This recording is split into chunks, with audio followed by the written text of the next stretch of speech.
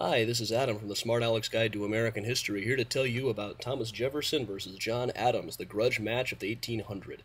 These were a couple of early founding fathers, heroes of our nation, who ended up running against each other in the bitter election of 1800. Adams was portrayed as a power-hungry maniac. In reality, he was just kind of a jerk.